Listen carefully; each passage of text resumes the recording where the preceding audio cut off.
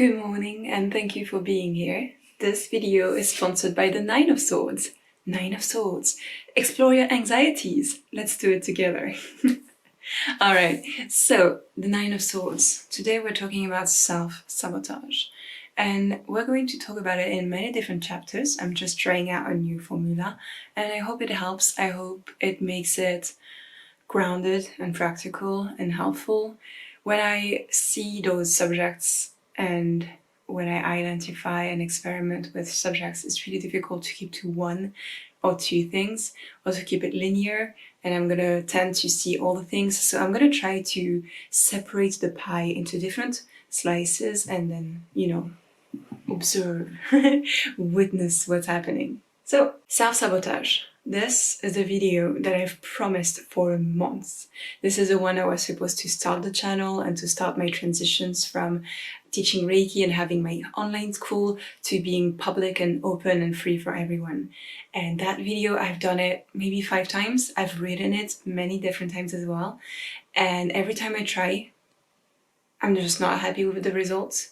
I'm very, very critical about the way that I say things and the way that I present them, and because that subject is just so difficult to tackle. And yet, it's so important that we do. It's so important that we do tackle it. So let's go. And compassion, alright? If my words don't really resonate with you, it's okay to just leave your opinion without attacking, just respecting the work that I've done here, and then also drop it. If it doesn't resonate, drop it. Maybe we haven't had the same experiences, and maybe those things are just not going to resonate with you. So while I try to be universal as much as possible, again, I'm human. This is going to be subjective. This is going to be from my point of view as a person who has had trauma and delved in self-sabotage consciously or unconsciously, and who has witnessed a lot of the people that I loved and other people that I know or got to know that also partook in the same kind of behaviors. And again, there is absolutely no judgment. There's no shaming and no guilting when we observe those things. This is purely something that we try to understand. And there is no categorization, there's no label to it, okay? I'm trying to call it self-sabotage. We have many other words, and I'm never gonna try to see it from the point of view where I'm a judge of it, where I'm above it, because again, just yesterday I was witnessing other ways in which I was self-sabotaging, and today I'm trying to repair that. So, let's go. What is self-sabotage? Sabotage means that you're shooting yourself in the foot. It means that you're trying to divert something from its true path, that you're trying to remove something from the goal, the desired objective. And whether you're trying consciously or unconsciously to do something to yourself or to others or to a situation, sabotage is a way to destroy. It's a way to divert. It's a way to distract. So what we do today is consider the ways in which we might do this to ourselves. And there's ways where we know that we are sabotaging ourselves, where we know that we do want something, but there might be some inner conflict or confusion, and then we start doing something that is not helpful. And we do it either because the pressure of the outside world, whether it's people, concepts, stereotypes, any kind of energy that would be outside of you, would be stronger, heavier, denser, more willful, let's say, has more will, has more gumption, and would take you over and would influence you, whether you see it, whether you let yourself be flirted by that energy and then surrender to it, or you resist it and then at some point the pressure becomes too much so you just go into it, or it's purely unconscious and where you start to feel seduced by the energy and then you follow it because that's the flow takes you over. I hope this image works. I hope this metaphor is helping you to understand the energy, because that's something when we don't connect with our energy and with the different parts, the moving parts of our energy, whether it's the torus field, whether it's the energy system, the hara line, the 7 chakras and many other chakras. There's something that happens when we don't have that true awareness conscious awareness of what's happening, where the outside world can influence you, and it has good sides and obviously sides that are less easy to witness. And I don't want to create a duality system where there's good and bad, but there's obviously things that are on your path that are resonant with you and things that aren't. So that's what I wanted to bring around in this concept. So self-sabotage. There's things that we do and we know it's not good. Smoking, drinking alcohol, like those are pretty obvious. We know it's not good. We know down the line it's not going to be good, but we still do it.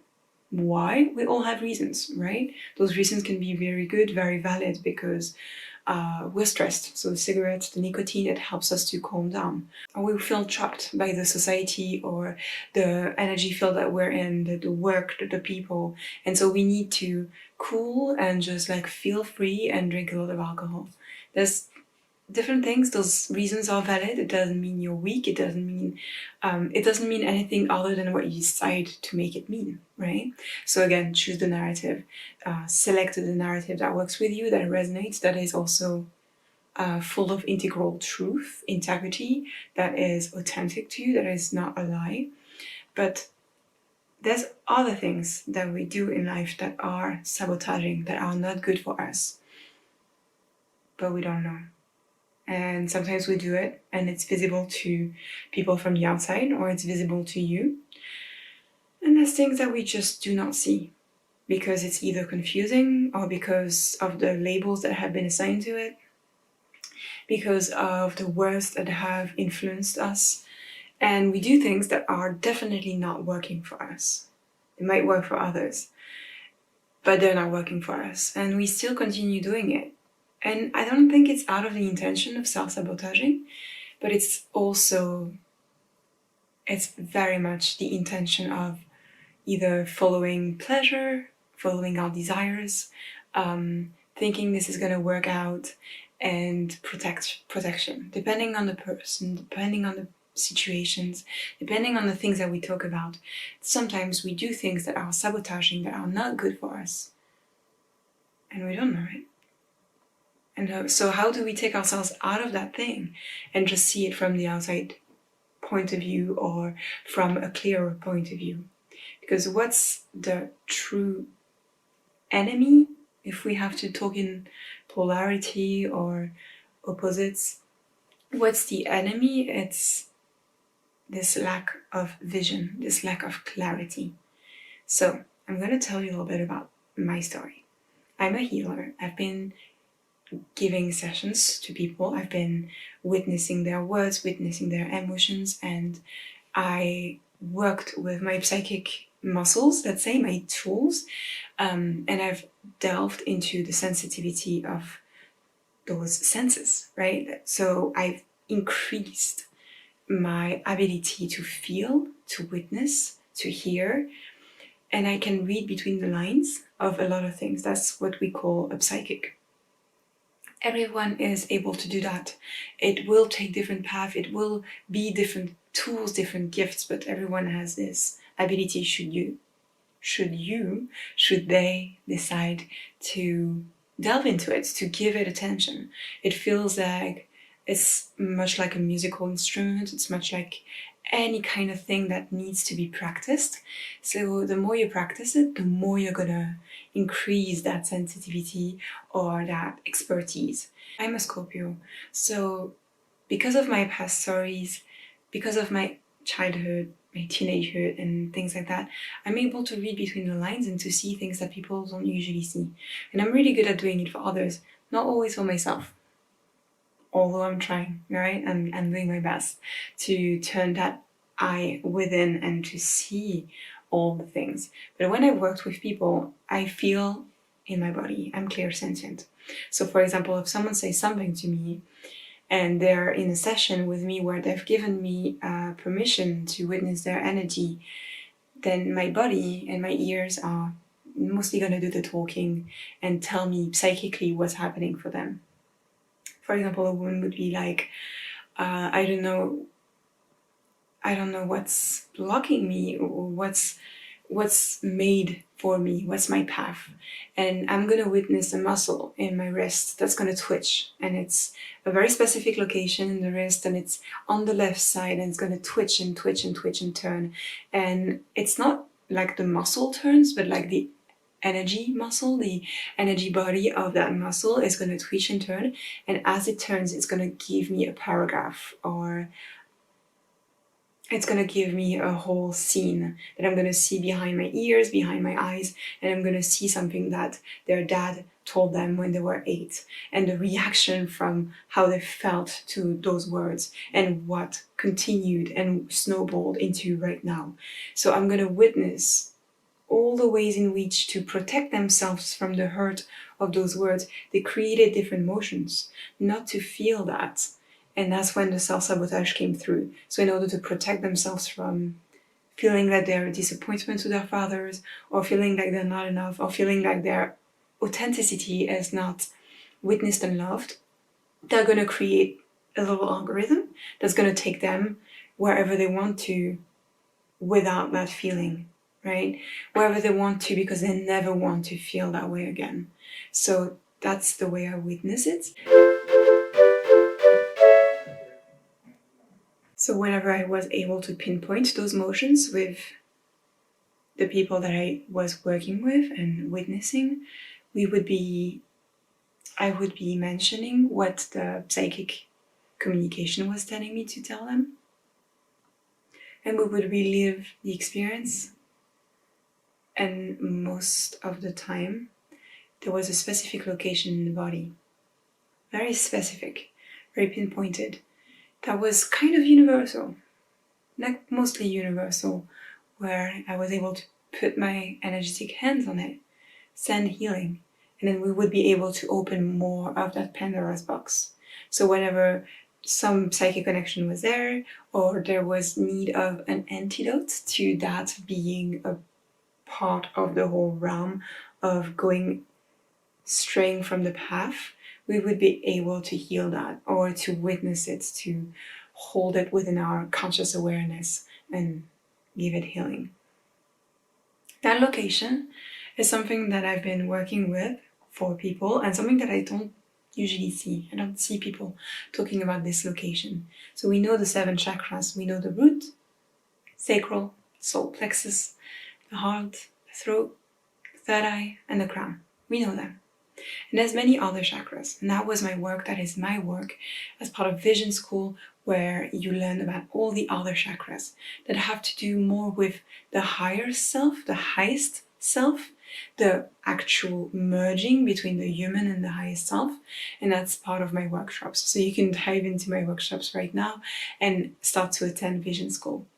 And there's something that is a little add-on. It's a healing program. It's like a 4-week healing program where I created 4 different healings that you take 1 a week, and it's pre-recorded, so it's available for you right now. And it's called the Spleen Chakra. That chakra is located on your spleen. It's an organ. It's on the side of your stomach, so on the left side, underneath your left breast. And that organ all has to do with your fears, with your instinctual nature, with your survival, where it's where you put things in place in order to protect. It's kind of the shield against the outside world. But we just mentioned the fact that sometimes this shield, it's not leading us in your alignment. It's actually taking you away, because it thinks it has to protect you from the emotional realm. The emotions are usually located in the solar plexus, so we're really not far away. Solar plexus, and the spleen is on the left. I guess you're seeing this video on this side, so on the left. So when you work with the spleen, you'll be able to open that Pandora's box, and you don't have to do it on your own, because obviously those fears, they're not easy to witness, they're not easy to hold on to, they're not easy to understand even, like it's confusing, they're hiding themselves. And what I want to share is, obviously you can go and like download that program and go through those 4 weeks with me. And I can also delve a little bit more on it because I'm really into this subject, and I have to tell you why it's important to do it with someone or to really give it attention. That energy does not want to be seen. It does not want to be seen because it's afraid, because it's used to something, because it's comfortable to be in that way. That's why everyone tells you have to see your shadow, you have to do shadow work, you have to do shadow integration, because it's in the shadows. It does not want to be seen. That sabotage is using camouflage. You don't usually see it. Others can see it sometimes if they're truly listening. And maybe you can see it if you're truly listening as well. But you need that experience before the mental mind that's going to take you places. You need that experience, you need that ritual, that ceremony where you're fully just going to accept yourself. That's when we return to the Nine of Swords. The Nine of Swords, in this deck, the Serpent Fire deck, the Serpent Fire Tarot deck, the card introduces the concept that we have self-love, that we desire better, but at the same time, there is a self-sabotage self within us. And that's what creates the inner conflict. And there is nothing more painful than a conflict within you. Two parts pit against each other. So, how can you find that peace again? I think you need mediation or meditation. You need some third element to come in and watch those two things. That's what I do with my program. That's what I do with my healing. It's light language, it's Reiki, it's energy healing, it's words healing. And those 4 meditations are going to take you in the real realm of your organs. And you will see a detox happening within your body as well. A physical detox, an emotional detox. There might be tears, there might be tears of laughter, of joy, of sadness, but things escaping you, like the density, the contraction, the trauma, escaping you, so that you can fully just cleanse and meet a state where you're able to witness all the moving parts of you, and you're not running away from things that are within you. And you can finally reach that goal. But what I want to say is that energy really does not want to be seen. And I'm 100% sure that that's why this video took so long. Why I ran away from making that video, and why I'm going to continue to force myself to edit it and share it as soon as possible before the energy takes me over. Because while we're here, we want to grow. We're here for growth. We're here for remembering our sacred nature, our divine nature, our human nature, our animal nature. We're here to make peace, to unite. And as long as this is here, you're running away from your growth. You're running away from seeing, from opening to all the realms. Why continue being confused in the dark and pit against yourself and avoid the abundance that's here, that's just waiting for you? So I want to mention one little thing that has to do with that video that I'm mentioning. So this week I released a podcast episode that I did with Erin Shade, and we talked about the collective shadow. After you've done your own shadow integration, we can talk about the collective shadow, the one that we have as a society, because it goes hand in hand with freeing yourself from your own constriction and witnessing your shadow and embracing it fully. And we'll have to do this with the collective because it continues to influence your individual one. I really would love for you to listen to this interview because the words of Erin are healing in and of themselves. And there's another video linked in the description box where I had an interview with Chris Orozco of Operation Moksha. Moksha meaning freedom, finding your freed self, alright? So this interview was about shadow integration from an individual standpoint, and Chris had really, really good words and prompts for you to witness your shadow, and I want to give them to you so that they may help you when you do this healing program with me, or when you want to dive into it right now and just witness what might be the self-sabotage with you. 4 questions. Why do you want what you want? How do you feel about it? what need isn't being met right now? And then how can you meet that need? Maybe in an alternative way right now. How can you meet that need right now? That's it. That was my entry into self-sabotage. I just want to say that we talked about all those ways. It might not be always easy to see it, but love it. It's just a shield. It's just a way to protect you. Even though that way has not been the most intelligent way. It's been efficient to a point. Maybe right now is the day where that efficiency is witnessed as being outdated. And there's a way where you can challenge your comfort zone and open up a little bit more. So that your life might be filled with growth, with love, with compassion, curiosity, grace, and all the other things that you wish to call in. Thank you for watching. My name is Capucine. I upload every week, and there's so much on my channel that you can dig into. So if you like it, please like, share, subscribe. Thanks.